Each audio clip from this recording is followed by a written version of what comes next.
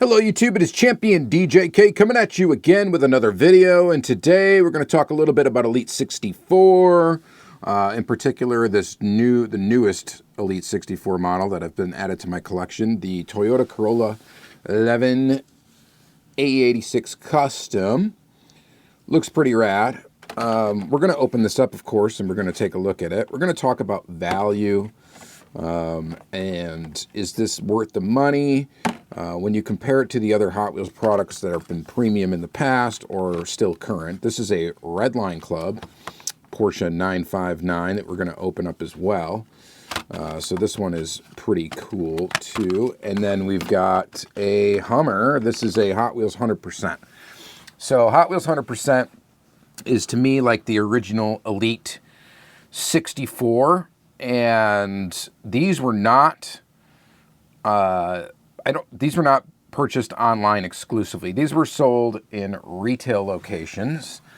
So that's one advantage of it. I'm assuming they were much cheaper. See, I didn't buy Hot Wheels back in the day. Even today, if you want to get something like this, it's much cheaper than getting these other two. I just kind of want to open up these three models here today for you. The video is really about this vehicle here. But we want to talk about, I guess, like the value for money with these things. We know that the RLC pieces, that's like the Redline Club stuff. That is like the very premium Hot Wheels, right? They're the most expensive. The newer castings do have opening parts and stuff like that. And typically they're the most limited or they sell out. So this particular model, I don't know if it did sell out or not. I'm not sure. I ended up getting it after the fact from a buddy that ordered two of them. So there's that. Normally this would have a Protecto on it as well. So these get shipped with Protectos, the Elite and this one here. So, but let's open this basic Hot Wheels 100% real quick first. So this is just, it's a Hummer, not really a comparable vehicle, but kind of give you an idea of the details that were in the Hot Wheels 100% line, because all the cars kind of had similar level of detail to this one. So it is somewhat appropriate to look at it along with these. So, and again, this was available at retail. I don't know exactly how much they cost when they were at retail. Let's say $10 maybe $15 at most. Adjusted for inflation, probably $15. Not really sure, but here's your Hot Wheels 100%. So these were toolings that were made specifically for the Hot Wheels 100% line. And so they were brand new toolings for this specific line. Looks like I have a bent axle on mine. Or it looks like just somebody really heavy is sitting in the back.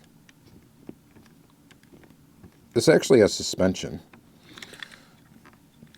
and I'm making sure that that's not me bending stuff. That is legit, and it is legit. It does have some sort of a system for giving it a little bounce.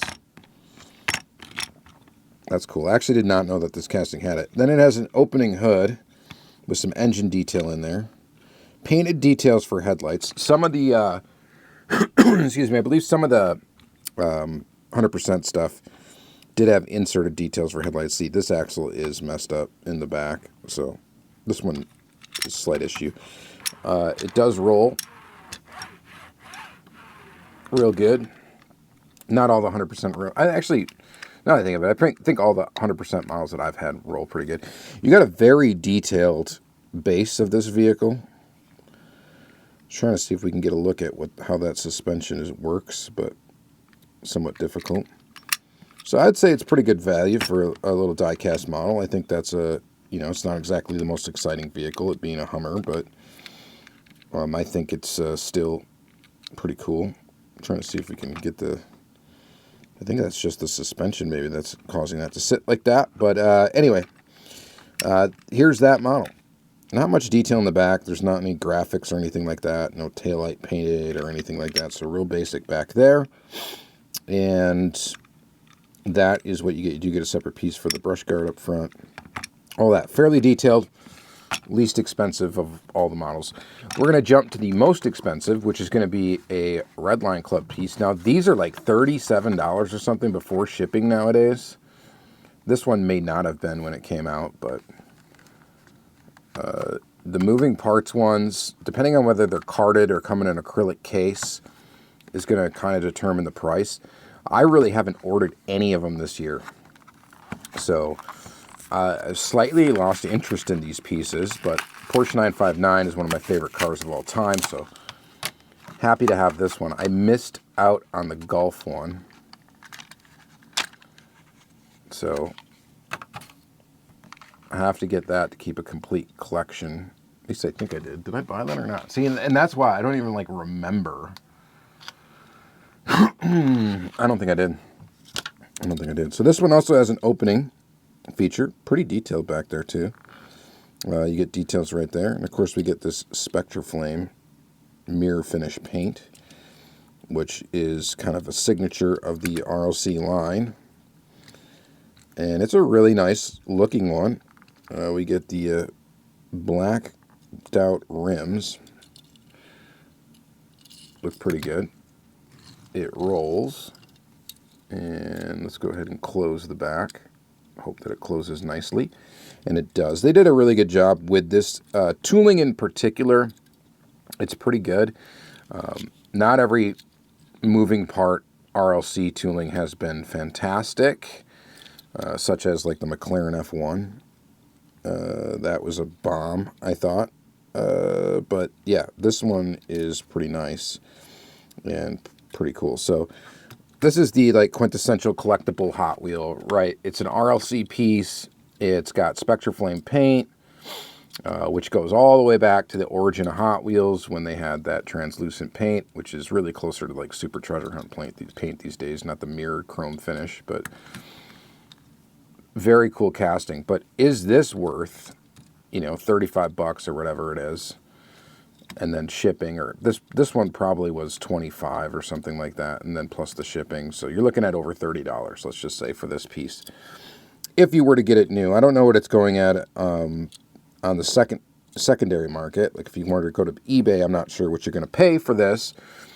But point being, this is more expensive. Obviously, way more expensive than something like this. And there's a lot of different castings and stuff you can choose from. Just not as exciting. No Spectraflame paint. And then definitely more expensive than these. I think these are $19.99 now. These Elite 64s. And this kind of goes back to, in a way, the Hot Wheels 100% series, except they're way more expensive. But they are nice. And I actually really like this Elite 64 line. I'm taking it out of the Protecto here so we can go ahead and get to opening it. It comes on a Car Culture or Hot Wheels premium sized card, so it's a bigger card. You do get the Protecto with it, which is nice. And you would have gotten a Protecto with that one as well had I kept it on there, but I must have tossed it already. And you do get the window card so you can see it, both sides of the car, through the package, which I guess is pretty cool too. This is number 16. So there hasn't been a terrible amount of these yet. But let's see what we get with this. Now, occasionally on these, you will get an opening part. There have been some with opening parts. There have been also ones with optional add-on pieces and parts that are more expensive. So like the, what was it, the Land Rover, that was one. There were a couple different ones that had, or the Toyota Tacoma, I think, had little pieces and bits that you could add. This one's pretty basic. So it rolls nicely. And to me, I think this looks pretty darn good right off the bat. So you get lensed headlights, which is a fantastic feature, which I love in premium diecast, and lensed taillights as well. This thing also has rubber tires, metal body, metal base. These all are metal body, metal base vehicles. They all have rubber tires. This one's got camber, giving it that low stance, which looks great. And then it's got a very detailed, actually, interior, which interior detail, or pretty detailed interior detail is not very common for Hot Wheels. This RLC one, it's got some decent molded detail in there. It's not bad. Much better than a mainline release. Not bad. And then this one, I don't know if we can even see in there. That one, I don't even see the steering wheel's in there. It looks like it's pretty detailed in there, but it's hard to see, hard to tell. But this is really cool. And it's got this separate plastic piece for the wing in the back. It's got side mirrors, which are separate pieces, which is nothing that any of these other ones have. They even have the kind of silver paint on the side mirror there, so that it looks like a mirror, which is really cool. I think it's pretty awesome. I don't know that this livery or this like paint job on this one is very exciting for a first release of this casting. That's the other thing I should mention, is none of the Elite 64 castings have been repeats yet, as far as I know. They've all been fresh, brand new, tooled up castings. They have not cycled back and repeated any of them yet. I'm sure it eventually will happen, but as of right now, there are none that have actually had repeats. I like them. I think some people will argue that the Elite 64 doesn't really know its voice, doesn't have a style, maybe. Doesn't really have a clear direction as to where the line is going. And I can kind of see that, what you're saying there, but I don't know. I think maybe that's true, but I think that they're just kind of doing some cool cars in 1/64 scale, trying to make some detailed pieces, and I think they're doing a pretty good job of it. And they're still like giving it that Hot Wheels flair, right? Like this isn't just a stock. They haven't released anything like just straight like stock vehicle, right? Maybe except for like that Aston Martin, I guess is technically stock, but